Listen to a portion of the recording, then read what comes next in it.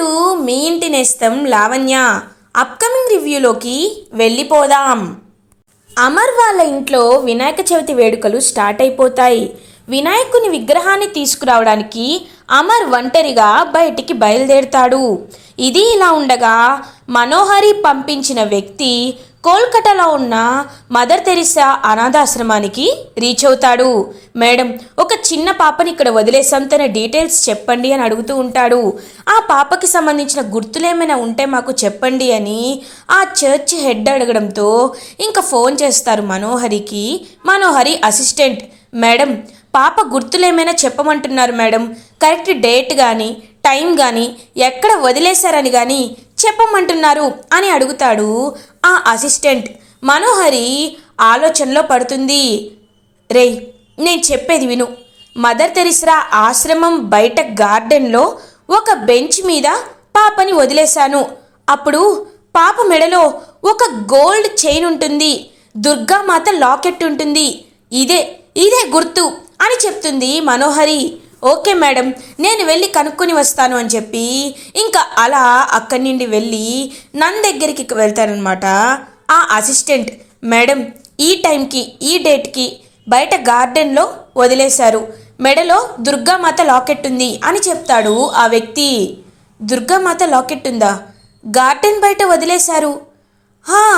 మీరు చెప్తుంటే నాకు గుర్తొస్తుంది, ఒక్క నిమిషం అని చెప్పి ఇంకా అమర్ అండ్ అరుంధతి డీటెయిల్స్ తీసుకురావడానికి ఆ అడాప్షన్ సర్టిఫికేట్ ఒక కాపీ వాళ్ళకు ఉంటుంది కాబట్టి ఆ కాపీ తీసుకురావడానికి వెళ్తారు ఆ మదర్ తెరిసా ఆశ్రమం వార్డెన్. ఇది ఇలా ఉండగా అమర్ వినాయకుని విగ్రహం కోసం బయటికి వస్తారు. అదే టైంకి అరవింద్ భాయ్ ఒక వ్యక్తిని సెట్ చేస్తాడు. సార్, ఇదిగోండి సార్ మీరు ఆర్డర్ చేసిన విగ్రహం అని ఆ డెలివరీ బాయ్ అయితే అమర్కి విగ్రహాన్ని హ్యాండ్ ఓవర్ చేస్తారు. విగ్రహం అంతా కరెక్ట్గానే ఉంది కదా అని అంటాడు అమర్. ఎస్ సార్, మీరు చెప్పినట్టే దగ్గరుండి చేయించాను సార్ అని చెప్పి ఇంక చెప్పి వెళ్ళిపోతాడు డెలివరీ బాయ్. వినాయకుని విగ్రహాన్ని తీసుకొని లోపలికి వస్తూ ఉంటాడనమాట అమర్. సార్, మీరు చెప్పినట్లే చేశాను, నా డబ్బులు అని అంటాడు ఆ డెలివరీ బాయ్. అరవింద్ బాయ్ ఆ డెలివరీ బాయ్కి కొంత డబ్బులైతే ఇస్తాడు.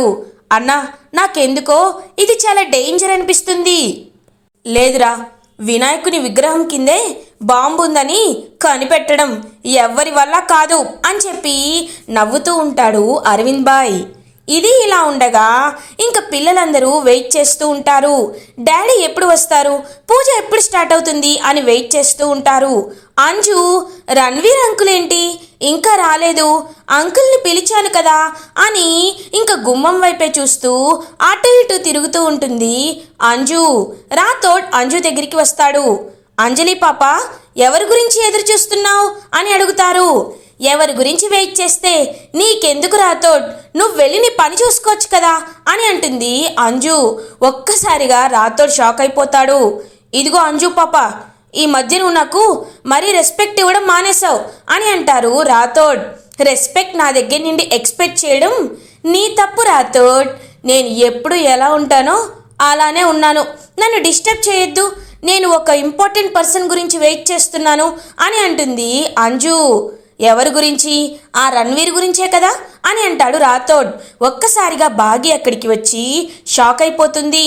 రాథోడ్, రణ్వీర్ గారి గురించి అంజు వెయిట్ చేస్తుందా అని అడుగుతుంది బాగి. అవును అంజు పాప, అవును బాగి. మిస్ అమ్మ, ఏం చెప్పమంటావు? నిన్న నా దగ్గర నుండి ఫోన్ తీసుకొని ఆ రణ్వీర్కి కాల్ చేసి పండక్కి మీరు ఖచ్చితంగా రావాలి, ఇది నా ఆర్డర్ అని అంజు పాప ఆర్డర్ వేసింది, ఆ రణ్వీర్ వస్తానని చెప్పాడు అని అంటారు రాథోడ్.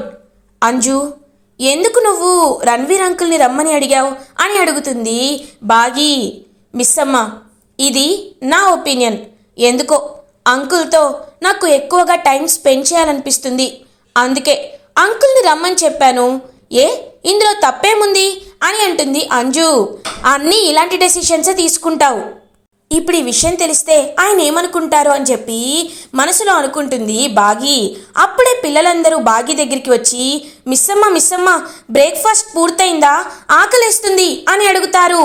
మీకు నచ్చినవన్నీ నేను వండి పెట్టాను, కూర్చోండి వడ్డిస్తాను అని చెప్పి ఇంకా అందరికీ బ్రేక్ఫాస్ట్ అయితే వాళ్ళు అడిగిన ఐటమ్స్ అన్నీ ఇంకా వెజ్ బిర్యానీ, ఉండ్రాలు, గారెలు, బూరెలు అన్నీ ఇంకా ఎవరెవరు ఏమేమి అడిగారో వాటన్నిటినీ ఇంకా పిల్లలకి వడ్డిస్తూ ఉంటుంది బాగి. అందరూ కలిపి చాలా హ్యాపీగా అలా ఇంకా బ్రేక్ఫాస్ట్ చేస్తూ ఉంటారు. వావ్, అన్ని రెసిపీస్ అదిరిపోయాయి, సూపర్, థ్యాంక్ యూ మిస్ అమ్మ అని అంటుంది అమ్ము. మీకు నచ్చింది ఏదైనా నేను చేసి పెట్టడానికి ఎప్పుడు రెడీగానే ఉంటాను అని అంటుంది బాగి. అప్పుడే అమర్ ఇంకా అలా విగ్రహాన్ని తీసుకొని ప్రతిష్ఠిస్తాడు. పంతులు గారు వచ్చి ఇంకా అలా వినాయకుని పూజని జరిపిస్తూ ఉంటారు. బాగి అండ్ అమర్ ఇద్దరు కలిసి కూర్చొని వినాయకుని పూజని హ్యాపీగా జరిపిస్తూ ఉంటారు. వినాయకుని పూజ అలా సక్సెస్ఫుల్గా కంప్లీట్ అయిపోతుంది.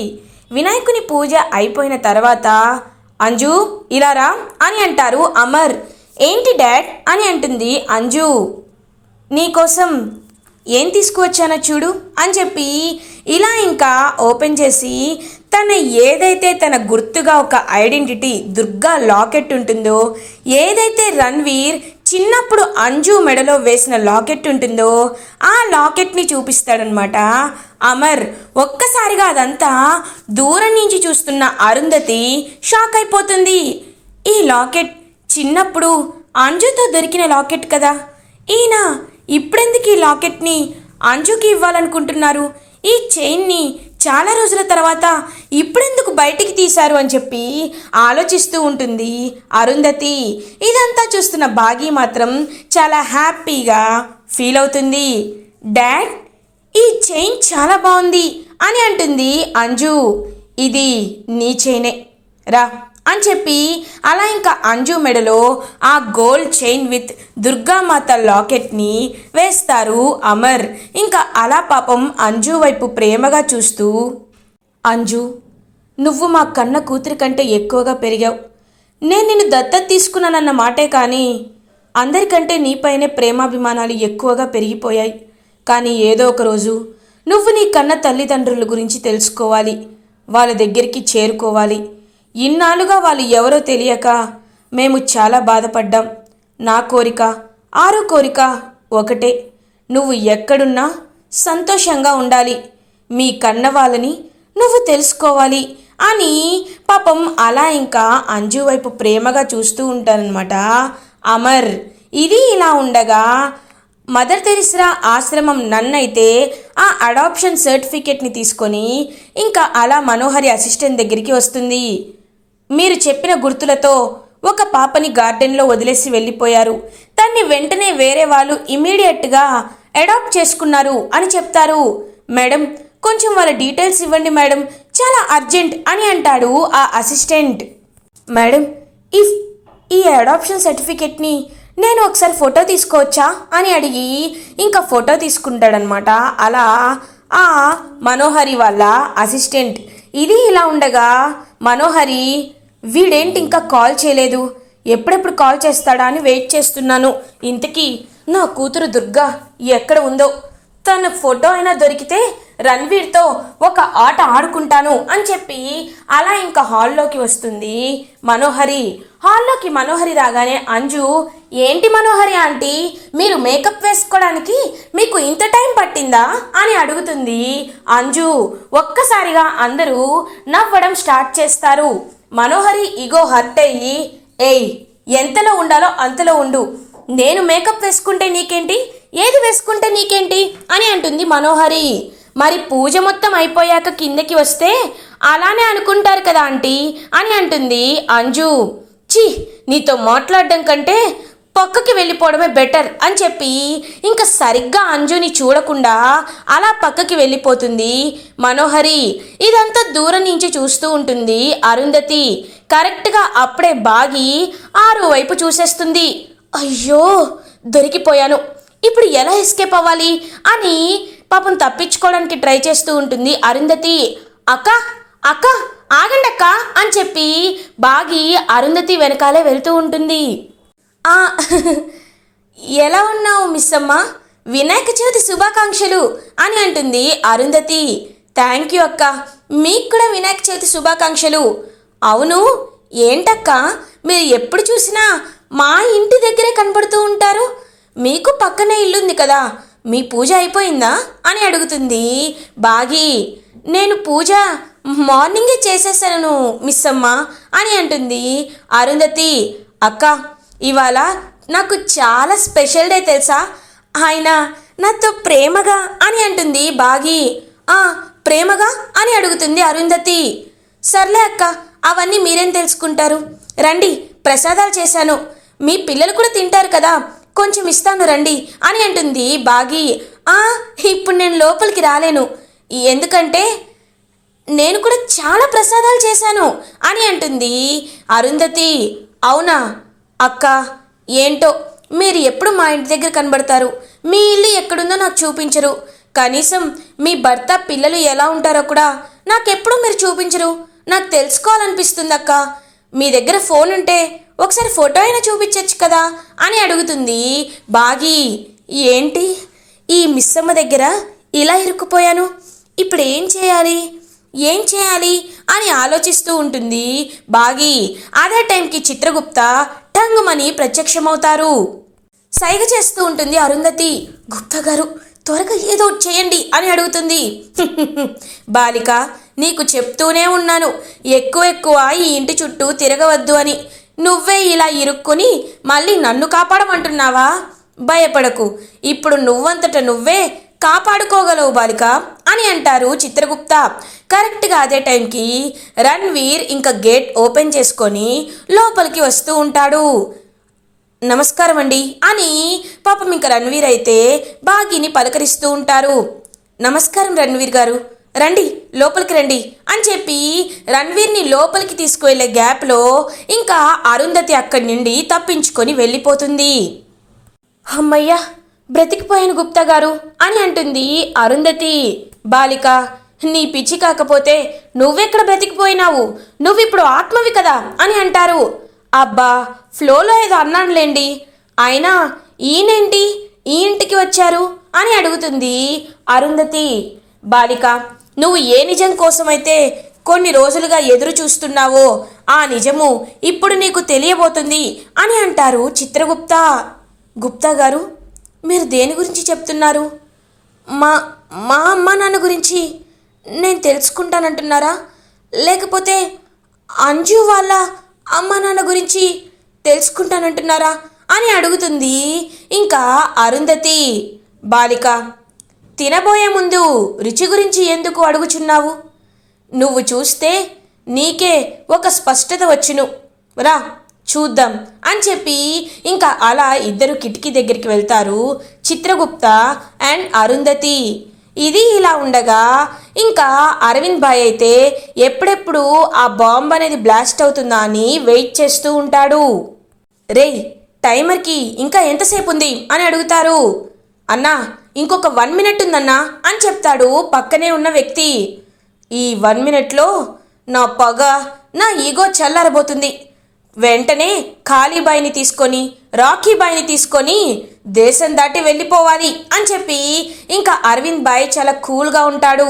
కరెక్ట్గా అదే టైంకి పోలీసులందరూ, ఆర్మీ వాళ్ళందరూ అరవింద్ భాయ్ ఉన్న కార్ని చుట్టుముట్టేస్తారు. ఒక్కసారిగా అరవింద్ భాయ్ షాక్ అయిపోతాడు. రే, మనం తప్పించుకోవాలి రా అని చెప్పి ఇంకా అలా అరవింద్ భాయ్ తప్పించుకోబోతుంటే తన పక్కనే ఉన్న ఆ వ్యక్తి కూడా అరవింద్ భాయ్ వైపు గన్ ఎయిమ్ చేసి చూపిస్తాడు. ఒక్కసారిగా అరవింద్ భాయ్ షాక్ అయిపోతాడు. రే, నిన్ను నమ్మాను, మావాడి అనుకున్నాను, అలాంటిది నన్నే మోసం చేస్తావా అని అడుగుతాడు అరవింద్ భాయ్. మోసం కాదు అరవింద్ అని అంటాడు అమర్. ఒక్కసారిగా అమర్ని చూసి షాక్ అయిపోతాడు అరవింద్ భాయ్. ఇది మోసం కాదు, మీరు మాలో ఎలా సీక్రెట్ ఏజెంట్లని పెడుతున్నారో మేము మీ వాళ్ళలో సీక్రెట్ స్పైస్ని పెడుతూనే ఉన్నాం. ఇతను సతీష్, 10 ఇయర్స్ క్రింద ఆర్మీలో ఆఫీసర్, ఏజెంట్గా మీ దగ్గర అపాయింట్ అయ్యాడు, అండర్ గ్రౌండ్లో కలిసిపోయాడు. ఇప్పటికీ మాకు నువ్వు దొరికావు. నువ్వు ఇలాంటివి ప్లాన్ చేస్తావని మాకు ముందే తెలుసు. అందుకే మినిట్ టు మినిట్ మాకు సతీష్ డీటెయిల్స్ ఇస్తూనే ఉన్నాడు. కొన్నిసార్లు ముళ్ళని ముళ్ళతోనే తీయాలి, మోసాన్ని మోసంతోనే జయించాలి. అయినా నువ్వు మా పవర్ ఏంటి అని తెలుసుకునే ముందు మేమంటే ఏంటో తెలుసుకో. ఇండియన్ ఆర్మీ పవర్ ఏంటో ఇప్పటికైనా నీకు అర్థమయ్యే ఉంటుంది. ఇంకొకసారి ఇలాంటి ప్రయత్నాలు చేయకుండా నిన్ను అండమాన్ జైలుకి తరలించమని మా మేజర్ ఆల్రెడీ మాకు ఇన్స్ట్రక్షన్స్ ఇచ్చేశారు. బాయ్స్ తీసుకువెళ్ళండి అని అంటాడు. చూడు అమరేంద్ర, ఇప్పుడు నన్ను నువ్వు మళ్ళీ ఓడించొచ్చేమో, కానీ ఎప్పటికైనా నేను తిరిగి వస్తాను అని చెప్పి ఇంకా అలా ఆ అరవింద్ భాయ్ అయితే అరెస్ట్ అయ్యి వెళ్ళిపోతాడు. థ్యాంక్ యూ సతీష్, నువ్వు ఇవాళ హెల్ప్ చేయడం వల్ల చాలా పెద్ద థ్రెట్ నుండి మేము బయటపడ్డాం అని అంటారు. సార్, ఎప్పటికీ నేను ఇండియన్ ఆర్మీనే సార్, జై హింద్ అని చెప్పి ఇంకా అక్కడి నుండి వెళ్ళిపోతాడు ఆ సీక్రెట్ ఏజెంట్. ఇంకా అమర్ చాలా హ్యాపీగా అక్కడి నుండి లోపలికి వచ్చేస్తారు. రణ్వీర్ అలా ఇంటికి లోపలికి ఎంటర్ అవ్వగానే అంజు అంకుల్ అని చెప్పి వెళ్ళి ఇంకా రణ్వీర్ వైపు ప్రేమగా చూస్తూ ఉంటుంది. బేటే, నువ్వు చెప్పావనే నీ మాట కాదనలేక నేను ఇంటికి రావాల్సి వచ్చింది. సార్, నన్ను క్షమించండి సార్ అని అంటారు రణ్వీర్. అయ్యో, ఇందులో క్షమించమని చెప్పడానికి ఏముంది రణ్వీర్, నువ్వు కూడా ఇక్కడ ఒంటరిగా ఉంటున్నావు, నీకు పండగలు సెలబ్రేట్ చేసుకోవాలనిపిస్తుంది. నువ్వు మా ఫ్యామిలీని నీ ఫ్యామిలీ అనుకున్నావు కాబట్టి నువ్వు ఇక్కడికి రావడంలో ఎలాంటి సంభ్రమాశ్చర్యము లేదు. నీకెప్పుడు రావాలనిపిస్తే అప్పుడు నువ్వు రావచ్చు, ప్రతి పండక్కి నువ్వు ఇంటికి రావచ్చు అని చెప్తారనమాట. ఇంకా అలా హ్యాపీగా అమర్, అంకుల్ మీరు మొన్న నాకు చాక్లెట్స్ కొనుక్కోమని డబ్బులు ఇచ్చారు కదా, వాటిలో చేంజ్ మిగిలాయి అంకుల్ అని అంటుంది అంజు. బేటే, కావాలంటే నీకోసం ఇంకా చాక్లెట్స్ తీసుకొస్తాను, కానీ ఇప్పుడు ఏం తీసుకువచ్చానో చూడు, ఇదిగో కోల్కతా నుండి నీకోసమే స్పెషల్గా తెప్పించాను. బెంగాలీ స్వీట్స్ చాలా ఫేమస్, తిను, ఈ రసగుల్లా చాలా బాగుంటుంది బేటే అని చెప్పి ఇంకా తన చేత్తో అలా రసగుల్లాని అంజుకి ప్రేమగా తినిపిస్తూ ఉంటాడు రణ్వీర్. వావ్, టేస్ట్ చాలా బాగుంది అంకుల్, ఎక్కడో తిన్నట్లు కూడా నాకు అనిపిస్తుంది, మీరు తినండి అని చెప్పి ఇంకా అలా ప్రేమగా అంజు కూడా రణ్వీర్కి అలా తినిపిస్తూ ఉంటుంది. అప్పుడే కరెక్ట్గా ఇంకా రణ్వీర్ అలా అంజు మెడలో లాకెట్ చూసి ఒక్కసారిగా షాక్ అయిపోతాడు. బేటే, ఈ గోల్డ్ చైన్ అని అంటారు. మా డాడ్ ఇందాకే నాకు గిఫ్ట్గా ఇచ్చారు అంకుల్ అని అంటుంది. ఒక్కసారిగా రణ్వీర్ ఆ గోల్డ్ చైన్ చూసి షాక్ అయిపోతాడు. తనకి తన పాప దుర్గతో గడిపిన జ్ఞాపకాలు, చిన్నప్పుడు ఎత్తుకోవడం, తన్ని ఆడించడం, తన మెడలో చైన్ వేయడం అవన్నీ గుర్తు చేసుకుంటూ ఒక్కసారిగా ఇంకా షాక్ అయిపోతాడనమాట రణ్వీర్. అమర్జీ అమర్జీ అని చెప్పి పిలుస్తూ ఉంటాడు రణ్వీర్. ఏమైంది రణ్వీర్ అని అడుగుతారు. రండి జీ అని చెప్పి పక్కకు తీసుకువెళ్ళి, జీ అంజలి మెల్లో ఆ గోల్డ్ చైన్ మీకు ఎక్కడిది జీ, ఎక్కడ చేయించారు అని అడుగుతాడు రణ్వీర్. ఒక్కసారిగా అమర్ షాక్ అయిపోతాడు. రణ్వీర్, నీకొక నిజం చెప్పాలి, నువ్వు అనుకుంటున్నట్లు, ఈ ప్రపంచం అనుకుంటున్నట్లు అంజలి మా కన్న కూతురు కాదు. నేను నా వైఫ్ అరుంధతి అంజలిని అడాప్ట్ చేసుకున్నాం. 6 ఏళ్ల క్రిందట కోల్కతాలోని మదర్ తెరిసా ఆశ్రమం గార్డెన్లో మాకు అంజలి కనబడింది. తన్ని చూడగానే ఆరు చాలా కనెక్టెడ్గా ఫీల్ అయింది. కాబట్టి తన్ని మేము తీసుకొని వచ్చి అడాప్ట్ చేసుకొని మా కన్న కూతురులా పెంచుకుంటున్నాం. నేను నీకు మొన్న చెప్పాను కదా, కోల్కతాలో నీకు తెలిసిన వాళ్ళని ఎవరినైనా కాంటాక్ట్ చేయమని చెప్పి. అది మాత్రమే కాదు, తనకు సంబంధించిన ఒకే ఒక ఐడెంటిటీ ఉందని చెప్పాను కదా, ఆ ఐడెంటిఫికేషన్ ఆ గోల్డ్ చైనే అని అంటాడు అమర్. ఒక్కసారిగా ఇంకా షాక్ అయిపోతాడనమాట. అలా రణ్వీర్, అంటే ఇన్నాళ్ళుగా నేను వెతుకుతున్న అంజు పాప అంజలినే నా కన్న కూతురా, నా దుర్గానా అని చెప్పి ఇంకా అలా చాలా అంటే చాలా హ్యాపీగా ఆనంద బాష్పాలు వస్తూ ఉంటాయన్నమాట రణ్వీర్కి. కానీ ఈ నిజాన్ని నేను ఇప్పుడు చెప్తే మనోహరికి నిజం తెలుసో తెలీదో నాకు అర్థం కావటం లేదు. మనోహరికి తెలిసే ఇదంతా చేస్తుందా, లేకపోతే తనకి నిజం తెలీదా? ఒకవేళ తనకి నిజం తెలిస్తే ఎప్పుడో నాతో ఈ విషయాన్ని చెప్పేది. నీ కూతురు నా దగ్గరే ఉందని చెప్పేది. కానీ నాకు ఆ నిజం చెప్పలేదంటే మనోహరికి ఈ విషయం తెలీదు. మనోహరికి నిజం తెలియదు కాబట్టి నాకు తెలియనట్లే ఉంటాను. సమయం వచ్చినప్పుడు ఈ నిజాన్ని అందరి ముందు బయట పెడతాను. ఒక్కసారిగా 6 ఏళ్లుగా తన కన్న తండ్రి అనుకుంటున్న అమర్ తన కన్న తండ్రి కాదని తెలిస్తే అంజలి, నా దుర్గా చాలా బాధపడుతుంది. తన మనస్తత్వం నాకు తెలుసు. తను బాధపడితే నేను తట్టుకోలేను. కాబట్టి నిజాన్ని కొన్ని రోజులు దాచిపెట్టాలి అని నిజం తెలిసిన మనసులోనే దాచుకుంటాడు రణ్వీర్. ఇది ఇలా ఉండగా మనోహరి కాల్ చేస్తూ ఉంటుంది వాళ్ళ అసిస్టెంట్కి. ఎంతసేపటి నుండి వెయిట్ చేయాలి, తెలిసిందా తెలియలేదా అని అడుగుతుంది. మేడం, తెలుసుకున్నాను మేడం, కానీ ఇక్కడ నెట్వర్క్ స్లోగా ఉంది, అందుకే మీకు ఫోటో సెండ్ అవ్వట్లేదు మేడం. కానీ ఆ అడాప్షన్ సర్టిఫికేట్లో అని కరెక్ట్గా అసిస్టెంట్ చెప్పేలోపు ఆ అసిస్టెంట్ని ఒక వెహికల్ వచ్చి డాష్ ఇచ్చేస్తుంది, గుద్దేస్తుంది. ఇంకా అలా మనోహరి వాళ్ళ అసిస్టెంట్కి యాక్సిడెంట్ అవుతుంది. మనోహరి ఒక్కసారిగా షాక్ అయిపోతుంది. ఈ నిజం నాకు ఎలా తెలియాలి, ఎలా నేను తెలుసుకోవాలి అని చెప్పి ఇంకా అలా ఆలోచిస్తూ ఉంటుంది మనోహరి. ఇలా ఎపిసోడ్ ఎండ్ అవుతుంది.